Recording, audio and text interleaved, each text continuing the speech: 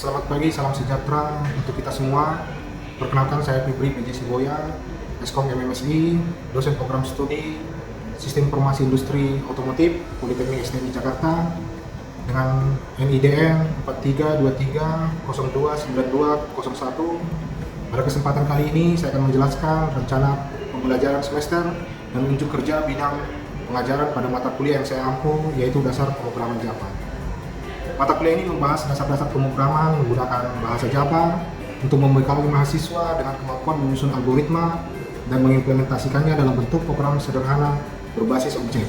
Mata kuliah ini menjadi fondasi penting bagi mata kuliah lanjutan di bidang pengembangan perangkat lunak. Kemampuan yang diharapkan atau capaian pembelajaran mata kuliah atau CPMK terdiri dari dua. Yang pertama, mahasiswa mampu menyusun algoritma dari suatu masalah menggunakan logika pemrograman terstruktur. Yang kedua, mahasiswa mampu menjelaskan dan menerapkan konsep dasar pemrograman Java secara benar.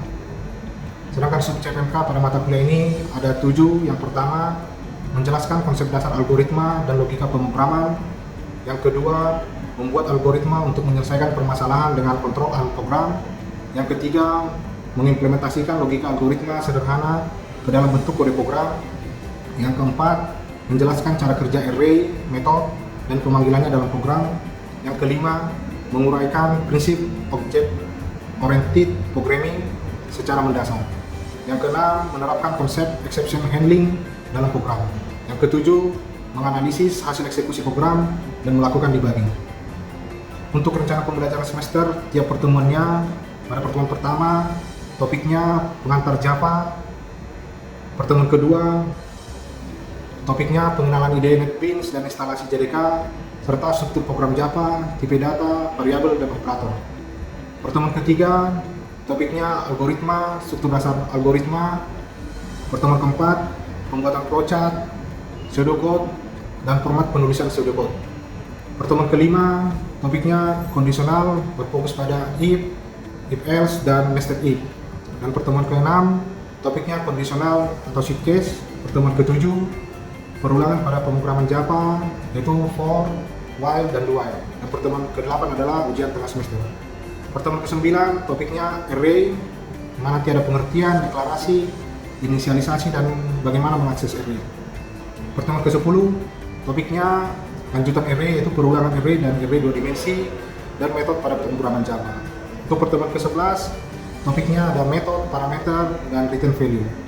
Untuk pertemuan ke-12, topiknya kelas, objek, atribut, dan metode. Untuk pertemuan ke-13, topiknya encapsulation, akan berfokus pada access modifier pada pemrograman Java. Pertemuan ke-14, topiknya exception handling pada pemrograman Java. Pertemuan ke-15, topiknya debugging dan testing pada pemrograman Java. Dan untuk pertemuan ke-16 adalah ujian akhir semester.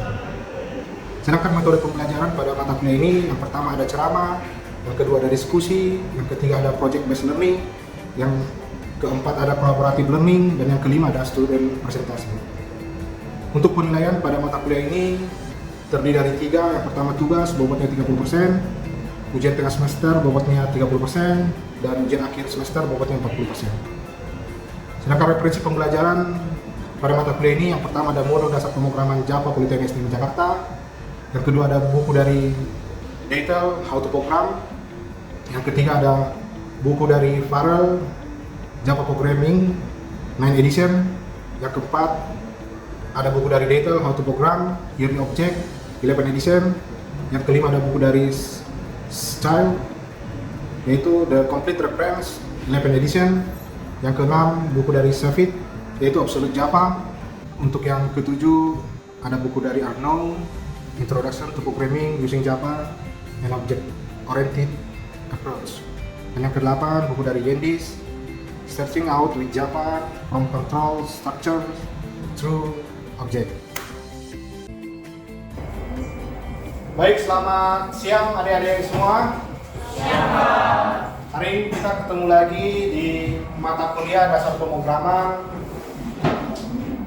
Gimana kabar Anda hari ini? Sehat? Sehat ya? Nah, tapi sebelum kita memulai mata kuliah ataupun perkuliahan kita hari ini, baiknya kita berdoa supaya nanti kita diberikan kelancaran dalam perkuliahan ini. Berdoa dimulai.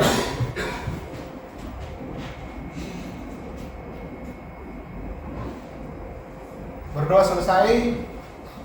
Baik adik-adik, sebelum nanti saya masuk ke topik minggu ini ataupun materi minggu ini, hari ini semua hadir ya? Hadir ya. Baik, kita lanjut saja ya. Untuk pertemuan ke-12 ini nanti kita membahas terkait dengan kelas, objek, atribut, dan metode. Tapi sebelumnya kita maju, kita review dulu nih materi minggu lalu, yaitu masih terkait dengan pemrograman Java, yaitu metode, parameter, dan return value. Ada yang masih ingat terkait dengan materi ini? Ya, silakan Kai. Jadi kalau metode itu tuh fungsi atau prosedur yang ada dalam sebuah kelas. Jadi kayak sebuah perintah kerja gitu aksinya. Contohnya kayak void sampah, void cetak data, sama mungkin void luas segitiga. Bagus ya. Metode itu aksi ataupun apa yang bisa dilakukan oleh kelas itu sendiri. Selanjutnya terkait dengan parameter, masih ada yang ingat? Saya Pak. Baik, silakan Mei. Kalau parameter itu untuk menampung nilai pemanggil metode, contohnya kayak integer, hitung luas, persegi tajam. Baik. Seperti itu ya, dalam kehidupan sehari-hari memang metode, parameter itu kadang kita temui seperti itu. Apa yang bisa dilakukan oleh kelas itu sendiri ya. Contoh misalnya nanti kelas mobil, atributnya apa sih yang bisa kita lihat dari kelas mobil? Misalnya nanti ada string mereknya dan juga metodenya apa? Dia bisa menghasilkan bunyi seperti itu ya, ataupun memberikan input terkait dengan mobil itu sendiri. Sedangkan return value, masih ada yang ingat apa itu return value? Ya silakan. Return value itu balikan atau pemanggilan nilai dari metode yang tadi itu oleh parameter dengan cara return nilai. Ya. Jadi masih ingat ya, bagus ya, bahwa return value itu adalah balikan dari sebuah metode yang kita gunakan ataupun kita panggil. Jadi ketika nanti metode yang kita panggil, contoh integer, hitung luas, balikannya pasti adalah integer ataupun nilai yang sama dengan metodenya ya. Baik, selanjutnya materi hari ini masih berhubungan dengan materi yang sebelumnya, karena nanti di dalam materi hari ini kita akan lebih mengenal dan juga bagaimana cara menggunakan metode ataupun parameter dalam metode itu dan juga return value dari sebuah metode ya. Jadi hubungannya di sana nanti, bahwa nanti penerapannya itu adalah di dalam materi hari ini. Apa materi hari ini? Yaitu nanti diagendakan adalah kelas, objek, atribut, dan metode. Nanti Anda bisa mengetahui definisinya, komponennya seperti apa, contohnya bagaimana membuat dan mengaksesnya, dan juga nanti modifier apa ataupun bagaimana nanti yang bisa membatasi penggunaan dari atribut maupun metode itu sendiri. Nah, apa sih objektif atau tujuan dari mata kuliah hari ini? Itu masih sesuai dengan CPMK keempat, bahwa nanti menguraikan prinsip Object Oriented Programming ataupun OOP secara mendasar ya. Jadi nanti topik ini adalah bagian dari ataupun untuk pencapaian dari CPMK ini. Baik, kalau dari slide ini, kira-kira kelas itu apa sih? Ya, silakan Fernando. Ya, kalau Anda lihat sebenarnya saya bikin di sini ini ya, bahwa kelas itu adalah struktur dasar atau kadang disebut cetak biru dari sebuah objek. Bagaimana objek itu bisa dibuat? Oke. Nanti selanjutnya kita akan membahas objek itu apa, tapi saat ini kita akan membahas terkait dengan kelas ya. Kelas adalah template atau cetak biru ataupun struktur dasar untuk membuat sebuah objek. Jadi supaya objek ada, kita membutuhkan sebuah kelas ya. Nah, kelas mendefinisikan atribut atau bisa disebut dengan data dari kelas itu sendiri, metode atau perilaku atau apa yang bisa dilakukan oleh kelas itu sendiri dari sebuah objek. Oke. Nah, ini juga bagian dari pemrograman berbasis objek ya. Jadi mata kuliah ini masih berkaitan dengan bagaimana kita nanti mengetahui apa sih itu pemrograman berbasis objek.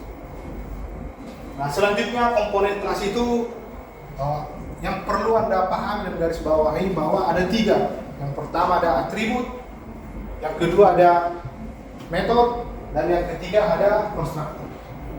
Atribut itu apa? Atribut itu adalah data dari sebuah kelas itu atau komponen di kelas. Sedangkan metode adalah apa yang bisa dilakukan di kelas.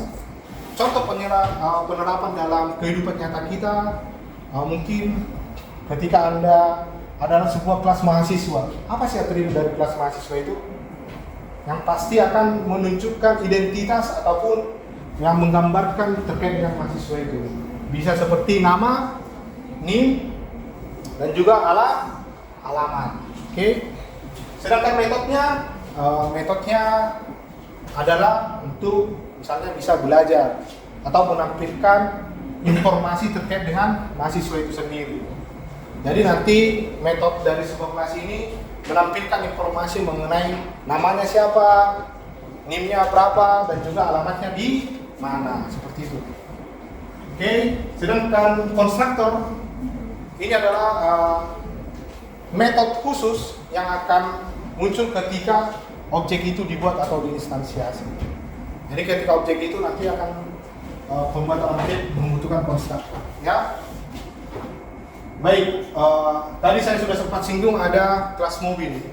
Nah, ketika Anda membuat sebuah kelas, strukturnya adalah seperti ini. Jadi di dalamnya itu ada atribut dan juga metode.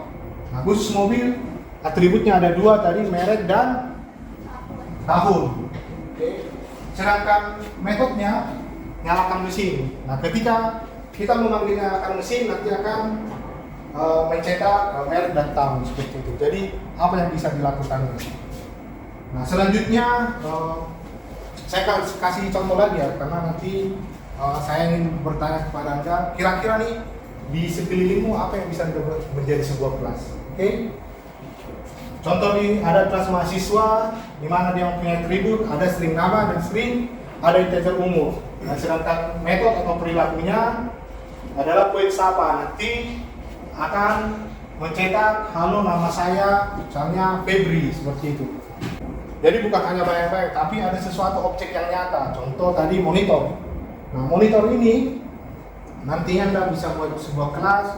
Contoh nanti atributnya bentuk ataupun mereknya seperti apa. Oke. Apalagi kira-kira warna.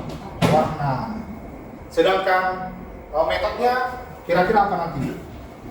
Bisa informasi terkait dengan monitor itu sendiri. Oke? Apalagi tadi juga disebutkan meja. Meja itu kan bisa bermacam-macam ya. Bisa mungkin bahannya terbuat dari kayu, dari besi. Nah, hal-hal seperti itu yang kalian identifikasi, kalian analisa, hingga nantinya bisa nanti kalian terapkan atau menjadi struktur dari sebuah objek itu sendiri. Ya. Hal yang perlu Anda pahami lagi ketika Anda membuat kelas, ada beberapa yang paling utama. Yang pertama, nama kelas diawali dengan huruf kapital. Oke? Karena dalam pemrograman Java ada nama istilahnya case sensitive. Ketika Anda tidak membuatnya jadi huruf besar, nanti program Anda itu error ketika dijalankan. Ya. Selanjutnya, gunakan private untuk atribut dan public untuk metode. Jadi untuk membatasi bagaimana nanti atribut ataupun data dan metode yang ada di kelasmu itu bisa digunakan. Jadi tidak sembarangan nanti digunakan. Oke? Nah, berikut contoh dari penerapan atau pembuatan sebuah kelas ya. Anda bisa lihat di sini bahwa nama kelas itu huruf besar. Oke? Selanjutnya aksesnya itu nanti kalian bikin private untuk atributnya dan public untuk metodenya, karena sebisa mungkin bahwa data itu harus bisa kalian lindungi ya, karena nanti penerapannya ini ujung-ujungnya nanti di kehidupan nyata, bagaimana kita nanti mengolah data, contoh nanti data mahasiswa. Jadi atribut atau kadang disebut juga fieldnya itu harus kita lindungi. Jadi hanya kelas itu aja yang bisa memanggilnya, oke? Karena nanti penerapannya ini cukup banyak ya, karena ini dasar ini fondasi nanti untuk bisa mengembangkan sebuah aplikasi. Nah, selanjutnya tadi saya sudah menjelaskan sedikit terkait dengan objek. Kira-kira apa sih objek yang ada di lingkunganmu? Ayo. Tadi kan sudah disebutkan Aulia tadi ada meja, Raya tadi ada monitor, Bangun tadi ada jam. Apalagi nih kira-kira? Ya ini contoh LCD itu bisa jadi objek. Kursi yang Anda pakai sekarang itu bisa jadi objek. Jadi di dalam kehidupan nyatamu juga ternyata bisa loh dibuat objek itu dan dijadikan sebuah program nanti. Bagaimana caranya? Yaitu kita membuat sebuah kelas. Oke. Contoh di sini Anda bisa lihat ada sebuah kursi. Nah, kursi ini yang disebut objek, ya. Nah, bagaimana membuat objek itu ataupun membuat strukturnya dalam sebuah program? Ya, tentunya nanti kita memang harus mengetahui bahwa objek itu adalah instan nyata dari kelas itu sendiri. Oke, analoginya yaitu tadi, jika kelas adalah blueprint kursi, maka objek dari kursi nyata yang dibuat dari blueprint tersebut. Oke. Jadi kelasnya nanti kelas kursi itulah strukturnya, sedangkan instan nyatanya adalah sebuah objek kursi itu sendiri. Ya, nanti di dalamnya bisa ada warnanya seperti apa, mungkin bahannya seperti apa, misal bahannya dari stainless steel, dari besi, ataupun dari bahan yang lainnya. Oke? Nah, bagaimana membuat sebuah objek? Tadi kan di sini kita membahas adalah objek itu sendiri. Tapi bagaimana caranya membuat objek dalam pemrograman itu sendiri? Oke, yang pertama nanti sintaksnya seperti ini. Nama kelasnya, apa nama kelasnya? Misalnya nama kelasnya kursi. Nama objeknya apa? Kursi 1. Nanti seperti ini. Nah, kalau Anda lihat di sini nama kelas, misalnya nanti kursi. Nama objeknya kursi 1 dan new nama kelas. Jadi ini sintaks yang perlu Anda pahami dan juga Anda ingat. Oke? Jadi ini format atau sintaks untuk membuat objek itu sendiri. Nah, ini contoh penerapannya. Kursi 1, ini kursi. Jadi nama kelas, nama objeknya, dan juga new nama kelasnya. Oke? Atau nanti ini disebut konstruktor. Oke, nanti hubungannya dengan materi yang selanjutnya. Nah, di sini ada objek buku. Di sini diberi sebuah kelas buku. Nah, tadi saya sudah mencontohkannya. Ini adalah kelas buku. Nah, apa yang diminta dari kita? Tolong buatkan bagaimana meng-create ataupun membuat sebuah objek. Ada yang bisa? Baik, silakan.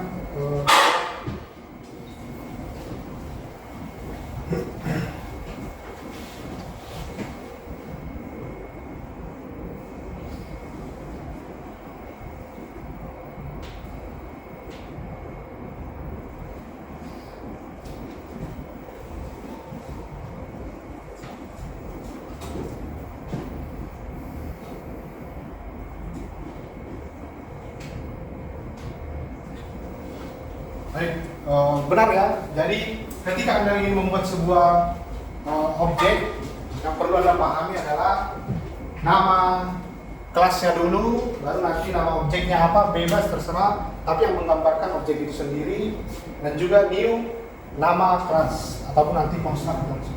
Oke? Nah, seperti ini ya, benar yang dibuat Deborah tadi.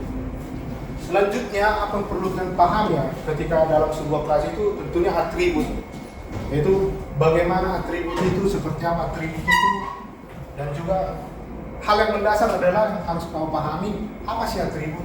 Yang dimaksud adalah variabel yang dideklarasikan di dalam sebuah kelas. Ingat, variabel yang dideklarasikan di dalam sebuah kelas. Selanjutnya, atribut itu berfungsi untuk menyimpan keadaan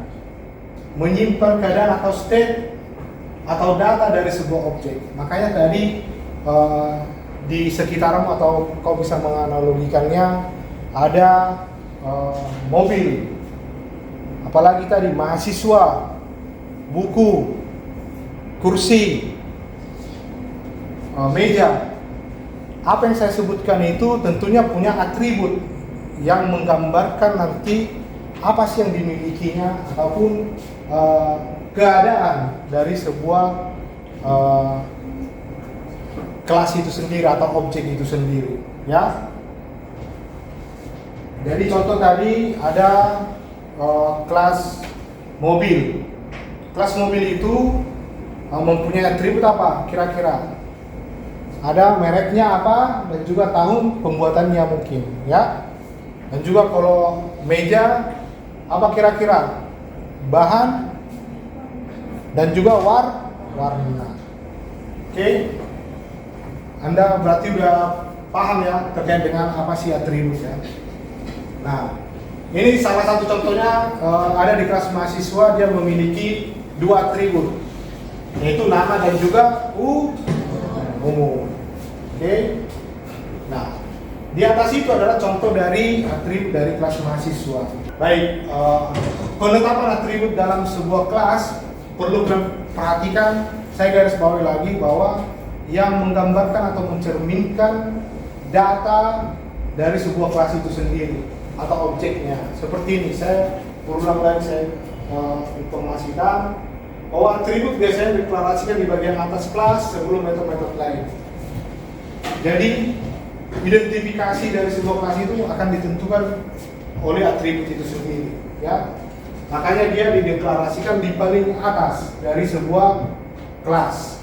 Berikut juga bagaimana cara Anda itu nanti ketika membuat sebuah program, bagaimana cara mengakses atribut melalui objek. Ya, tadi kan Anda sudah mengetahui bagaimana membuat kelas dan juga bagaimana membuat objek dan juga apa itu atribut. Nah, sekarang bagaimana cara kita mengkombinasinya di dalam sebuah kelas. Oke? Apa yang Anda lakukan? Yaitu Anda melakukan instansiasi sebuah objek, yaitu dengan nama MBL. Nanti ada objek MBL dengan kelas mobil. Nah, di sini Anda men-set ataupun mengisi nilainya, mengisi nilai atributnya, atribut merek dan juga tahun produksi. Dengan cara bagaimana? Tinggal Anda menggunakan objek, tambahkan titik, langsung panggil atribut yang ada. Di sini tadi kan atributnya ada dua, merek dan juga tahun produksi, ya. Nah, di sini Anda mengisi nilainya, mereknya apa? Honda. Tahun produksinya 2021. Nah, ketika Anda ingin menampilkan lagi, caranya hampir sama, yaitu Anda tinggal membuat sebuah objek dan memanggil atributnya sendiri, ya.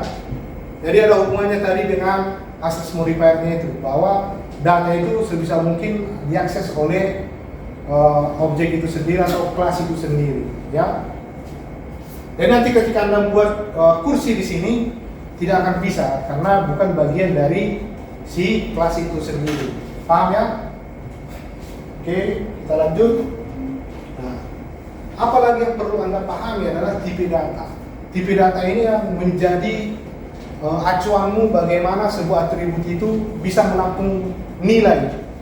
Karena kita tahu di kehidupan sehari-hari nilai itu bisa sifatnya numerik dan juga bersifat kata ataupun string atau karakter.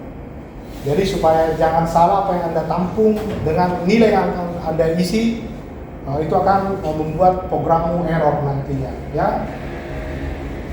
Contoh di sini ada nilai atribut primitif.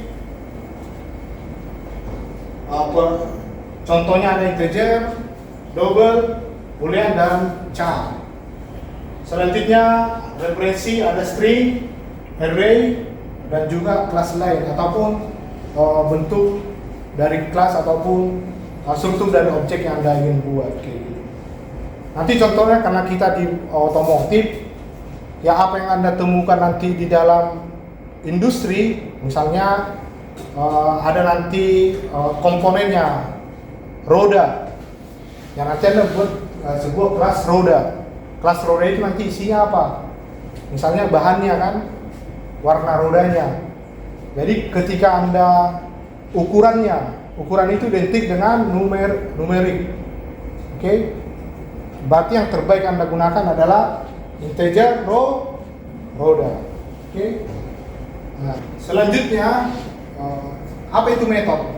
Tadi saya di awal sudah sempat singgung, metode itu adalah sifat atau behavior dari kelas itu sendiri, yang nantinya adalah fungsi atau prosedur yang didefinisikan di dalam kelas berisi perilaku atau aksi yang dapat dilakukan oleh objek dari kelas tersebut. Contohnya tadi cetak data, hitung gaji, sapa, dan juga tadi ada tampilkan informasi. Ya. Nah, sebelum lanjut, ada pertanyaan terkait dengan materi? Tidak ada, kita lanjut dulu ya. Baik. Selanjutnya, apa sih struktur kelas dan dengan atribut dan metode? Ingat, kelas itu dibangun dari sebuah objek yang ada di kehidupan sehari-hari seperti itu, ya. Seperti kita kelas apa, mahasiswa, kelas dosen. Nah itu nanti akan bisa kita gunakan jadi sebuah data. Baik, membuat dan mengakses atribut dan metode dalam sebuah kelas itu seperti ini. Oke, nanti kalian buat sebuah kelas mahasiswa. Bagaimana nanti mengakses atributnya? Ya, kalian tinggal menggunakan atributnya di dalam metodenya sendiri. Karena itu kepunyaannya, dia tidak perlu harus membuat sebuah objek, ya. Nah, hasilnya ini nanti adalah, halo, saya Budi, umur saya 19 tahun. Oke. Baik, itu untuk materi hari ini. Yang perlu Anda perhatikan untuk referensinya nanti ada di modul yang sebelum itu. Saya akan sampaikan terkait dengan topik hari ini. Topik hari ini kita tadi membahas kelas. Kelas itu apa? Kelas itu adalah blueprint dari sebuah objek atau struktur ketika Anda membuat sebuah objek itu sendiri. Yang di dalamnya ada apa? Atribut dan juga ada metode. Oke. Nah, hubungannya juga tadi bahwa atribut itu apa? Atribut adalah sebuah data dari kelas itu sendiri. Oke. Sedangkan metode adalah sifat apa yang bisa dilakukan oleh si kelas itu sendiri. Tadi ada contoh kelas mobil, atributnya merek ataupun tahun, sedangkan metodenya misalnya informasi seperti itu. Nanti akan menampilkan terkait dengan informasi mobil itu sendiri. Mereknya apa? Contoh Honda, tahunnya 2025. Sedangkan objek adalah bentuk nyata dari kelas itu sendiri. Caranya seperti apa? Anda melakukan instansiasi seperti berikut ya. Ingat bahwa ketika Anda melakukan instansiasi sebuah objek, nama kelas, nama objeknya sama dengan new nama kelas. Oke? Baik, untuk lebih lagi melatih Anda di dalam pertemuan selanjutnya, nanti Anda bisa mengerjakan tugas ini, yaitu buat kelas pegawai dengan atribut nama, gaji, jabatan. Buat juga metode tampilkan info yang dimana menampilkan data pegawai, naik gaji, menaikkan gaji sesuai persentase. Oke? Dan di metode lain nanti Anda membuat objek pegawai. Cara membuat objek pegawai tadi sudah saya kasih tahu, bahwa nanti Anda tinggal mungkin bisa mengulangnya dari slide yang sudah saya bagikan juga. Selanjutnya nanti isi atributnya. Jadi Anda mengisi atributnya dengan cara memanggil atribut itu menggunakan objek yang Anda buat. Contoh dot nama seperti itu. Oke? Dan juga tampilkan data sebelum dan sesudah naik gaji. Baik, materi minggu depan adalah konstruktor, enkapsulasi, dan data setter. Data setter ini adalah mengisi nilai atribut ataupun metode yang mengisi nilai atribut dan juga memanggil atau menampilkan nilai dari atribut tersebut. Mungkin cukup sampai di sini pertemuan kita hari ini. Jika ada kata-kata yang salah mungkin tolong dimaafkan. Semoga Anda bisa lebih baik lagi. Selamat siang.